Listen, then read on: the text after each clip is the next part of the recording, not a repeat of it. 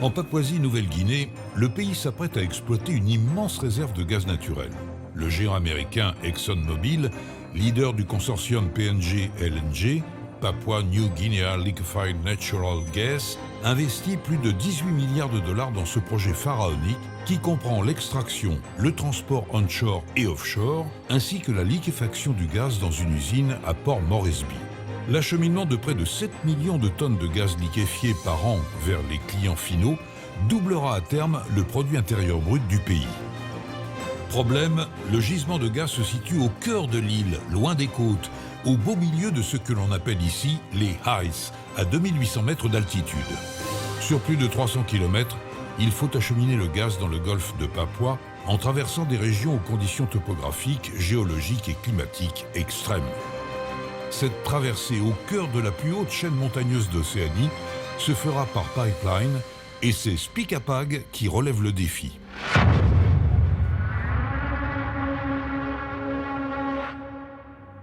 S'il fallait rechercher le bout du monde, nous l'avons trouvé en Papouasie-Nouvelle-Guinée.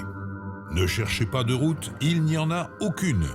Tout au plus un bout de piste construit par Spicapag lors d'un premier projet de pipeline dans les années 90. Cette île, située au nord de l'Australie, compte 6 millions d'habitants. On y parle plus de 800 langues et dialectes. Les traditions y sont toujours très présentes. Il pleut toute l'année en Papouasie, jusqu'à 9 mètres d'eau par an, avec une saison des pluies qui dure 5 mois. Certains jours, les précipitations peuvent atteindre 30 cm. Certains mois, on comptabilise 1 à 2 mètres de pluie. La température atteint les 30 à 40 degrés en plaine. Partout sur l'île, l'humidité est présente.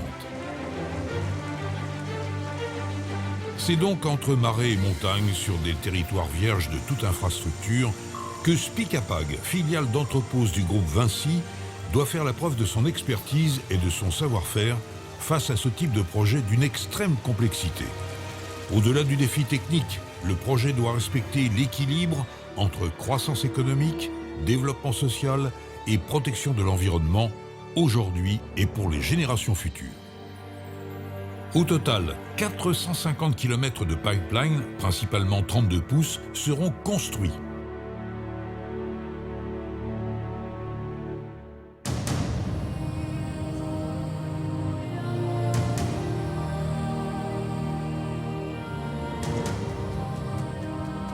Le consortium PNG-LNG s'est engagé dans une démarche de développement durable, avec un code de conduite qui implique toutes les parties prenantes, préserve l'environnement et le mode de vie des populations locales, avec une attention particulière portée à la sécurité et la santé des acteurs sur le terrain.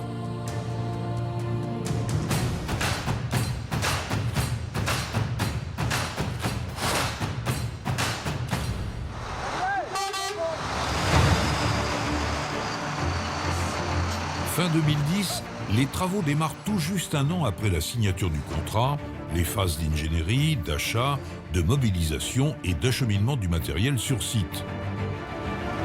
L'équipe de management du projet est basée à Brisbane, en Australie. Un bureau, installé à Port Moresby, capitale de la Papouasie-Nouvelle-Guinée, gère les aspects administratifs ainsi que le support aux approvisionnements et à la logistique. Pour réaliser ce projet, Spicapag mobilise plus de 3000 collaborateurs, dont 600 expatriés de 35 nationalités différentes. 2400 ouvriers papous sont recrutés, dont près de 1900 dans les villages situés le long des travaux.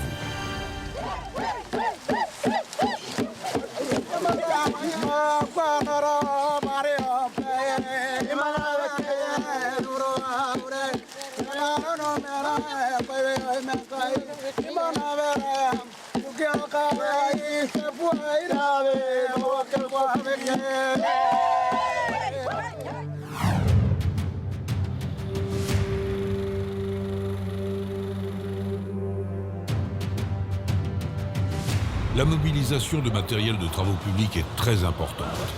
Au départ de Dunkerque, en France, 12 cargos sont affrétés.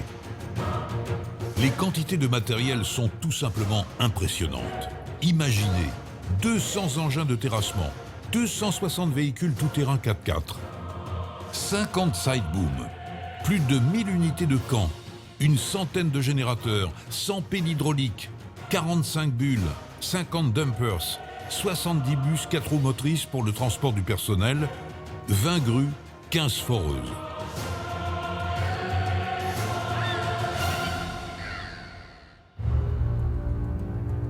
Tout ce matériel prend la mer direction l'hémisphère sud à plus de 24 000 km pour être débarqué à Port Moresby, où il est transbordé sur des péniches de débarquement. Et le voyage n'est pas encore terminé. Après 400 km et une semaine de navigation, le matériel remonte la rivière Kikori pour finalement arriver à Kopi, un petit village transformé en plateforme de fret et qui sera pendant toute la durée des travaux le seul point d'entrée du projet.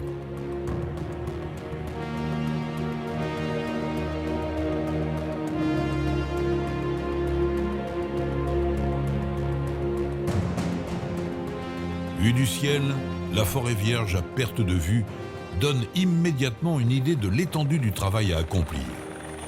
C'est par hélicoptère que tout le personnel est acheminé dans la jungle sur les différents campements. Les rotations sont la plupart du temps guidées par la météo. Ici, c'est la nature qui décide. Pour loger les 3000 collaborateurs le long des 300 km de la conduite principale, Spicapag construit des espaces de vie pouvant accueillir 1500 personnes chacun, déplacées au gré de l'avancement du chantier. En tout, 8 bases de vie sont ainsi montées et démontées tous les 40 km, au moins 3 étant en service en même temps. Pour l'approvisionnement en fuel, consommables et nourriture, un cargo, le Kikori Chief, fait la navette entre Port Moresby et Kopi. Chaque semaine, le chantier nécessite 32 containers de fourniture, en plus des 400 mètres cubes de fuel et des 9 containers frigo de nourriture. En partant de la côte, les premiers 120 km de pipeline sont réalisés dans une plaine appelée Lowlands, souvent inondée en raison de son profil et des 5 mois de mousson. Cette section marécageuse et sauvage a nécessité la construction d'un accès en remblai sur 12 km.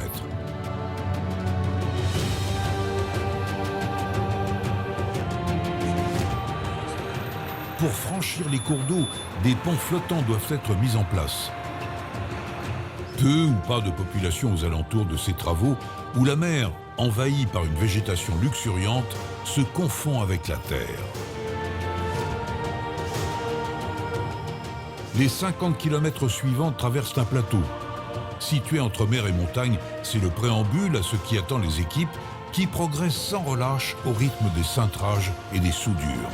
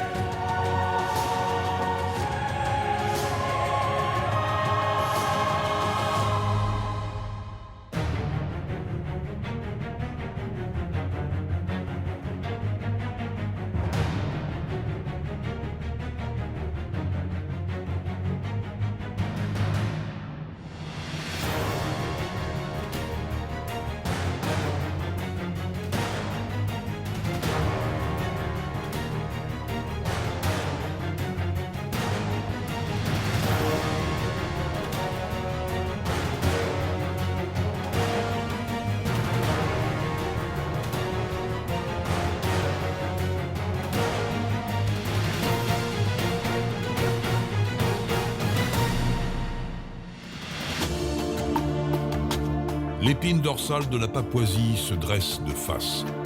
Avant de toucher au but, il faut franchir 150 km de montagne en passant de 600 à 2800 mètres d'altitude.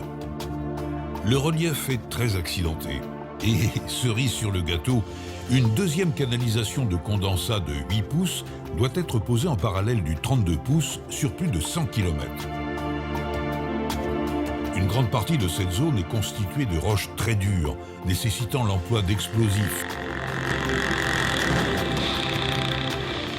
Le tracé du pipeline plonge puis remonte abrupt, comme ici, dans une pente à 39 degrés. La pose nécessite alors l'emploi d'équipements spécialisés tels que le téléphérique et les pelles araignées.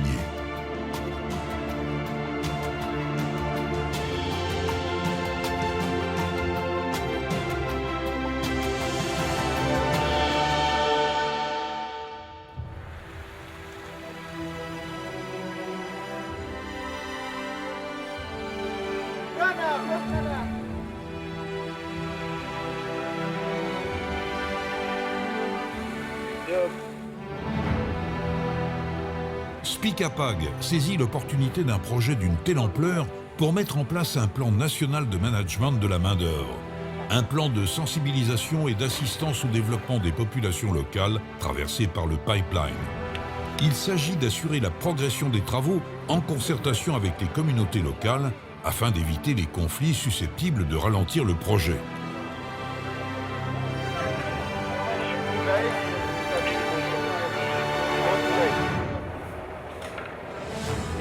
Le recrutement et la formation font également partie pour Spica-Pag de la feuille de route et des recommandations d'ExxonMobil visant à disposer d'une main-d'œuvre de qualité, productive et capable de travailler en équipe dans le cadre d'un respect mutuel et en accord avec les règles d'éthique promues par ExxonMobil.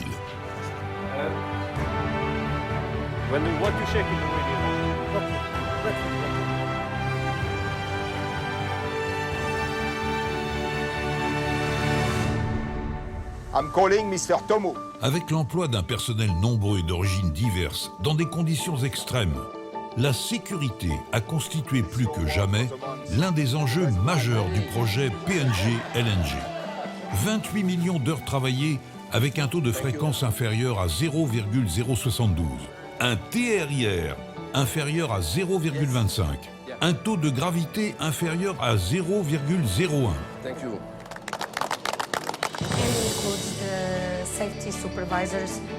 Ces indicateurs remarquables sont le résultat d'une action de sensibilisation à tous les niveaux du management, sans exception. Finalement, ce sont plus de 15 millions d'heures travaillées sans accident avec arrêt de travail qui clôturent le projet. Après 4 années intenses, c'est la fin du projet de construction et le début d'une nouvelle ère économique pour la Papouasie-Nouvelle-Guinée. Le gaz alimente l'usine de liquéfaction de Port Moresby. En mai 2014, notre client livre son premier tanker LNG avec 5 mois d'avance sur son planning.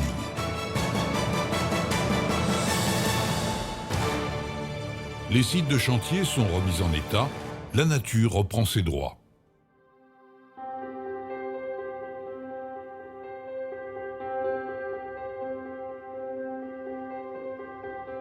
Une partie de la population travaille dans les installations permanentes du client.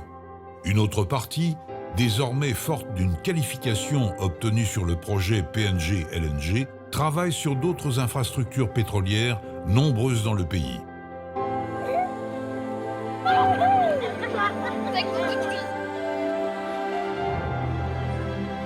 La réalisation de ce projet représente le plus gros défi relevé par Spica-Pag avec des risques maîtrisés et partagés pour un client de premier ordre. Sur ce projet, les hommes et les femmes de Spica-Pag ont une fois de plus partagé leurs connaissances et communiqué leur passion du travail bien fait. Ensemble, ils ont mené l'exécution intégrale d'un projet et contribué ainsi au développement d'une nation. Spica-Pag, c'est plus de 50 000 km de pipeline dans plus de 50 pays sur les 5 continents.